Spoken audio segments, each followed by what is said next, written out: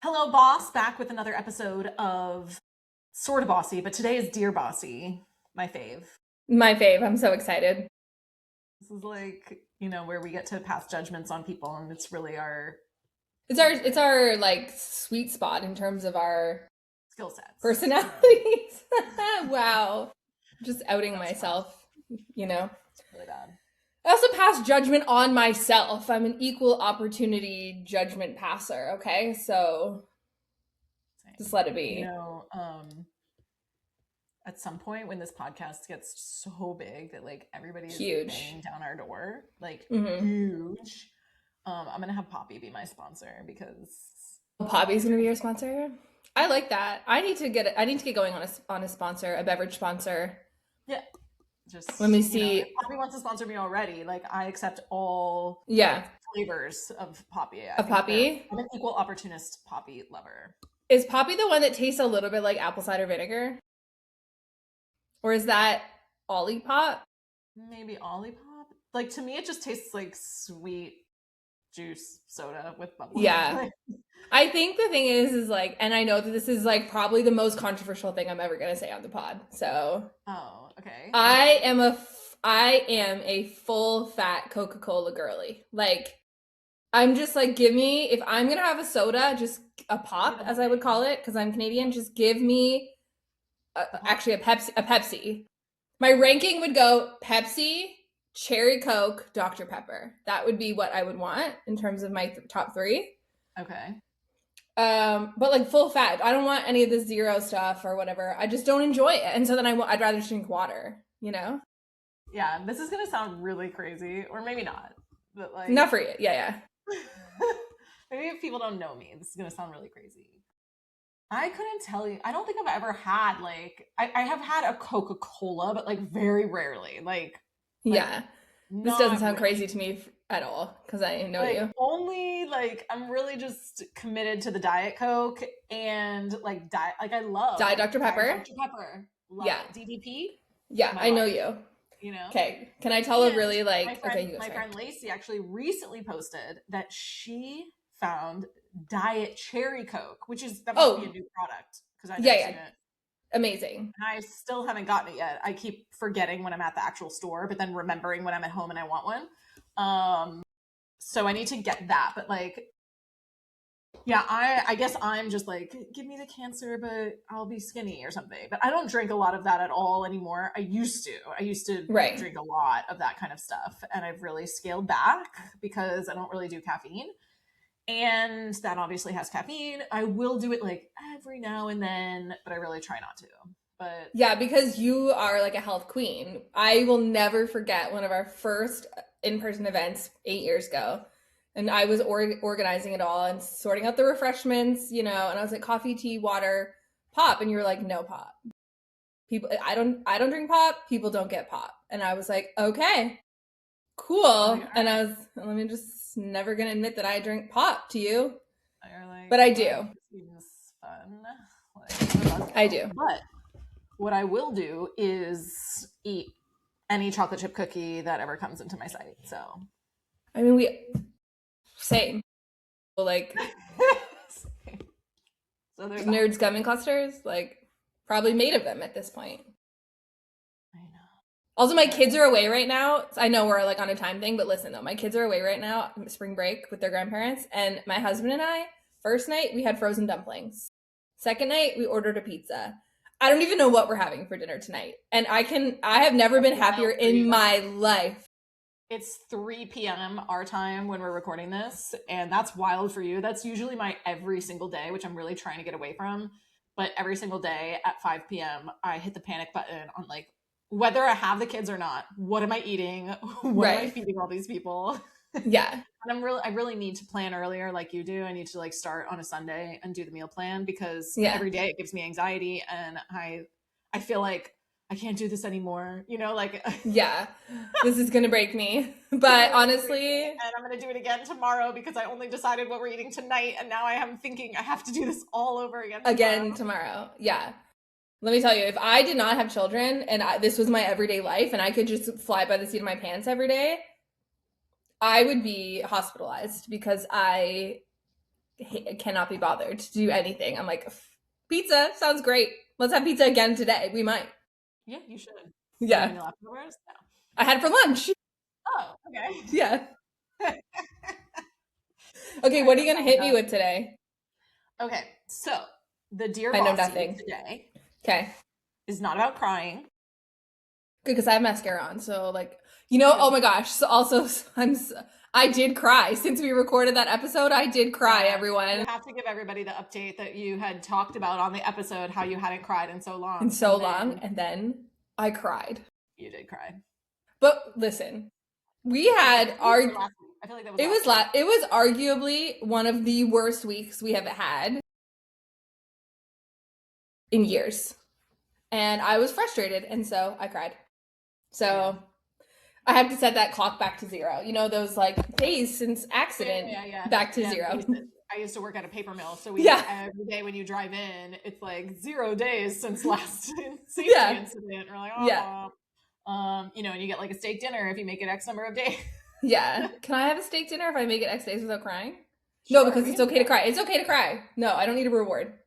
Yeah, okay. And we shouldn't put that up either. Like X days since Emily cried. Right now it's like 7 or something, but yeah, it'd be really funny that's though. Just again trying to communicate that you should be trying not to cry, but I think it was just I know. You need to get it off your chest that you hadn't cried in a long time.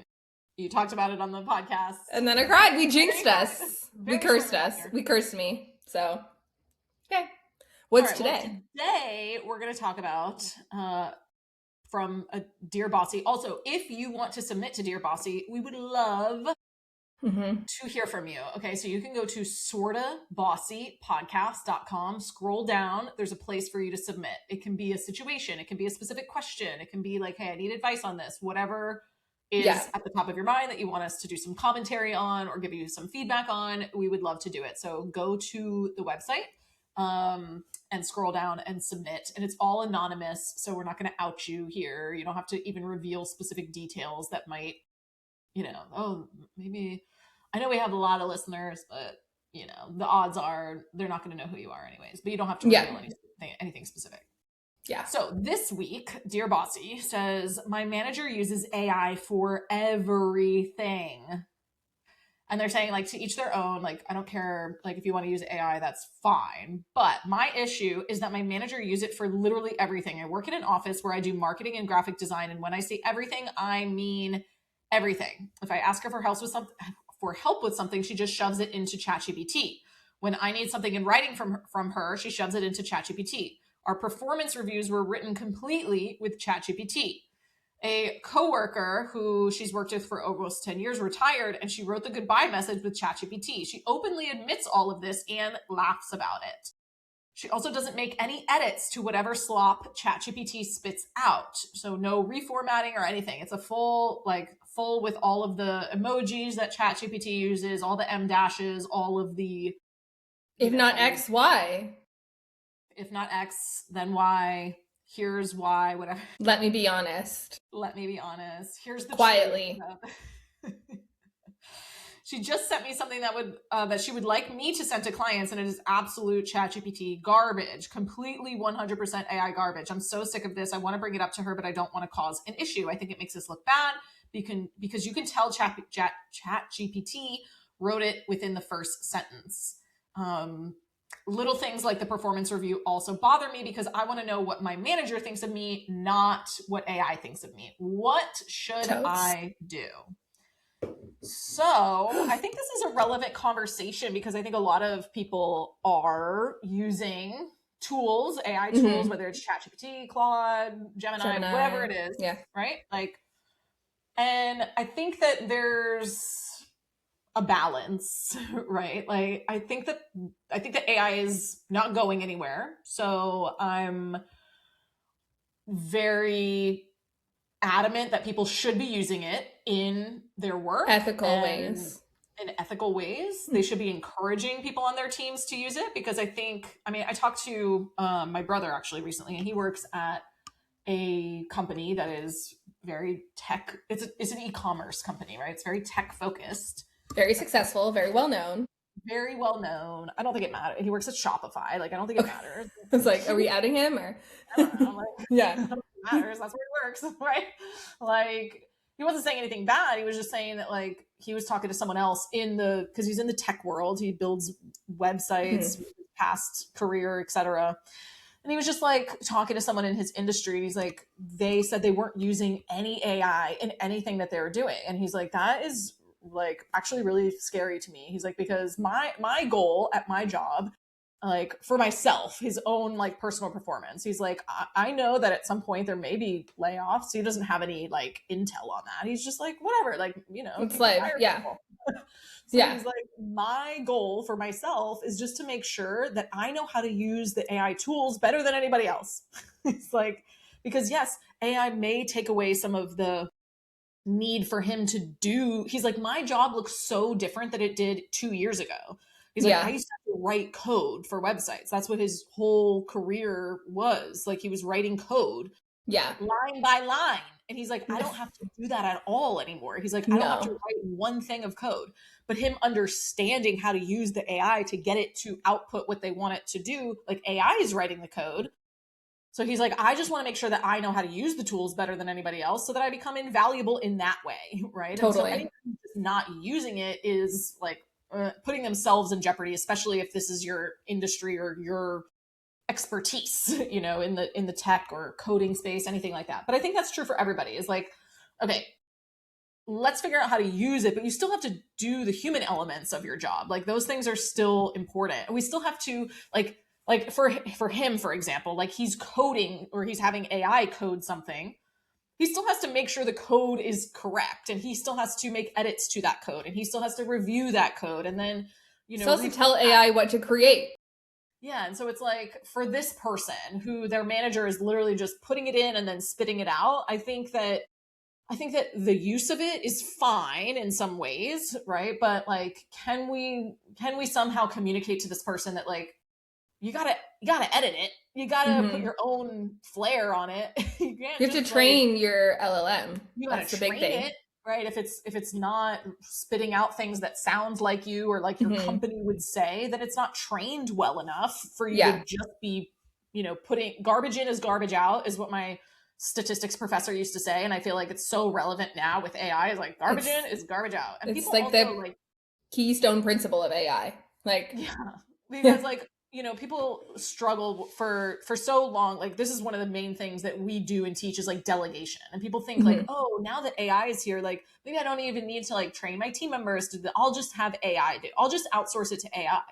And I'm like, well, like whether you're outsourcing and delegating something to a human person or to an AI, you actually have to still tell it the same things. You know, like you have to give it enough information to actually do a good job at what you're asking it to do. And most people don't know how to do that well with humans.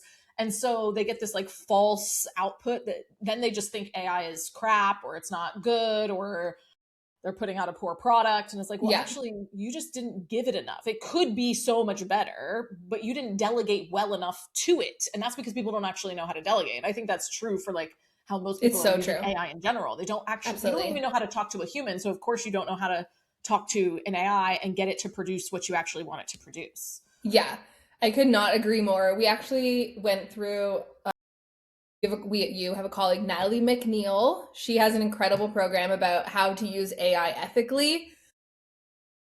So you should look her up if you're curious about this. And I think that was one of the big in the show notes to her website and work. Yeah. And that was one of the biggest takeaways, because we use AI, and I mean, I have been able to increase my output so much through the use of it. And at first, it was like not great output, but learning from her about the value of training your AI, creating data banks of, we also have Gemma, what's Gemma's last name? Gemma Went. Yeah. So we also, or is it Baumgartner? I don't know. Gemma Baumgartner. Okay. And they're both doing AI stuff now. I know both of them, and they're both doing AI stuff now. So and both of them have preached and really screamed from the rooftops the importance of creating like a database of information that you train your AI with, so that the most ethical way to use it, because I know there is, the whole water issue with AI, the energy efficiency of it. The reason because people just keep having these nonsensical conversations with their preferred AI tool, or having it create like this image, what haircut should I get, or turn me into a cartoon, or no. If you're going to be using, please stop doing that, because that is the most unethical way to use it. The best way to be using AI is to have a very clear instruction for what you want. Give all of the context that you need in one question. And when you put that quality level of question in, you're going to get your quality answer out. And then it's one exchange, and you're able to get, like I can do that, and I can get a whole email series out of one exchange. And then, yes, go in and tweak it. Of course, add your flair, add in a story, add a testimonial if you have it. Like that has provided like so much help. But using it for like those personal things, like performance reviews, that would be so disheartening for me if I saw. Also, we share an AI login. I'm putting it in there, and then we have a company login, and I'm like, you used AI to like, no, I would be so disheartened. So actually, so let me talk about my brother again, because obviously I'm obsessed. Well, obviously I had a breakfast with him this week. Yes. So I have all the updates. So my brother was talking about, so he's a manager, he manages a bunch of people. And one of the things that he was sharing that he is doing for performance reviews that is a use of AI is like he's putting in their metrics, like their dashboards. Here's what the expectation or baseline of their role. Here's how they actually performed. And then he did like a stream of consciousness, spoke to the AI and told them like how he feels about their performance, about like, what his experience was with them, how he would maybe rate them. And then he had the AI analyze based on like, okay, here's the metrics plus my stream of consciousness and what he rated them. So he had already filled out the performance review based on them. Yeah. So he's like, based on like the actual metrics and my stream of consciousness, like, did I actually rate them appropriately, or was there bias in here? And like some of them came back and were like, well, based on the metrics, like you rated this person really high, but they're not actually performing at the level you would want them to. So maybe there is some like personal bias in there. And he was like, it was something I could have never done like the analytics on my own. So I thought that was an interesting, like good use of AI as a manager. Like you're putting in data, and you're putting in your like you still experience. You're doing your performance review on this person, right? Yeah. And then you're just making sure you're not doing anything that's out of alignment just based on favoritism or something like that. Missing feedback, or being really harsh because maybe it's somebody you personally don't get along with or have friction with. Yeah. I think that's a great suggestion. Like, like you're clashing, but performance-wise, they actually do a great job. And so I thought that was like, that to me, that's different though than like just asking the ChatGPT to give you a performance review on someone that they no idea. Yeah. So what I would suggest to this person is there are tools. Let us actually help you. There are tools that are like, was this AI? And they use them in the education system all the time. I think you need to be like running them through and saying, because they're all going to come up like 100% AI, and show this to your boss and be like, I just want it to be very clear that like our communications are coming across as written by AI, and people have already lost their patience with reading AI slop. Like this is a fairly new in the world like phenomenon, and people are like, I'm not having that. Like people say they'll read one cue and they'll give it up. It sounds like the manager is not denying it. Like she said, she laughs about it. She like totally is open that she uses AI for everything. So I think like even just being really direct with her, because it sounds like they work in like marketing and graphic design. So like maybe they're even like creating content for other people. Like, or I don't know if this is about the content specifically, but they said like a client message that they were going to send a message. So I would express your discomfort. Like, hey, you've expressed that like you're using AI for all of these things. And that is, I'm not shocked by that. It's very obvious based on the outputs that we're getting, like that it's, and you can like run it through something, but it sounds like they're not even denying it. Like they're just straight up like, but some people use it and don't realize like how badly it sounds like AI, because now that's what they're used to reading.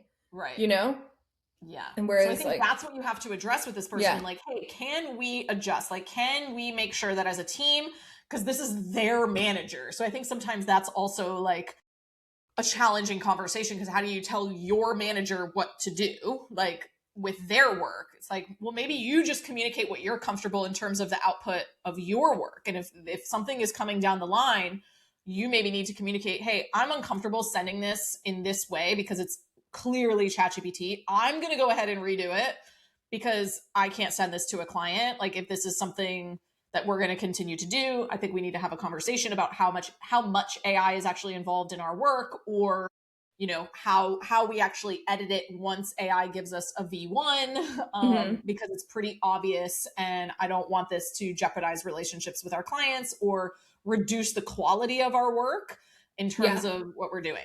The other thing is that I know it seems pretty obvious that you did my performance review, like with AI and all of that. And I think you should be really direct on that, just like you were in the message of like, I'm really not looking for AI to tell me how my performance is. I'm looking for you as my manager to tell me what I can do and how I can improve, because I could use AI to ask about my performance just the same way you do. And it's going to tell me I'm doing a great job, and it's totally understandable that I crashed out, and this is how we address it in the future. That's what AI is going to tell me. Right. It's like, I'm not looking to my AI. A conversation with my AI, and I can do that on my own, right? So what I can't get from the AI is the human perspective. And your perspective, which maybe you're struggling to have, which is also concerning. Yeah. If this doesn't improve, I would do a skip level. I would skip a level and go talk to your manager's manager. If you have one. If you have one, and if it doesn't, so I always want you to go to the direct person first. If nothing improves, or if the conversation doesn't go anywhere, if it's met with defensiveness, etc., then I do think this is important enough because things are trickling down to you, and it's not just like one or two things. It sounds like it's every single thing. Yeah. I would skip a level, and normally I don't do that for most things. Most things can be handled with your direct person. And I think maybe that's not true. Like, most things can be handled should try to be handled with your direct person. But if something's continuously being ignored, then I would skip a level if it means enough to you, right? So yeah. Can I ask you some rapid fires? Yes, I will be rapid this time. Okay. How many unread texts do you have on your phone right now? 0. Oh, wow. Always 0. Always 0. Okay. I'm at like once I go in to read, I make them all 0. Okay. All right. Yeah. Do you make your bed every day? Like 80% of the time. Okay. Yeah. With your toilet paper, do you have the paper over or under? I don't ever pay attention to that. I don't use it. I don't ever pay attention to really? If it's it doesn't, I don't care. It doesn't bother you either way. No. I'm an over girl, and I was always taught that was like the proper way. So now, like, if I put it on the roll the wrong way because I'm rushing or something, like, I literally can't. I have to fix it. I mean, I think over is how I see them do it on Below Deck, so I'm assuming that's the proper way, but I literally could not care.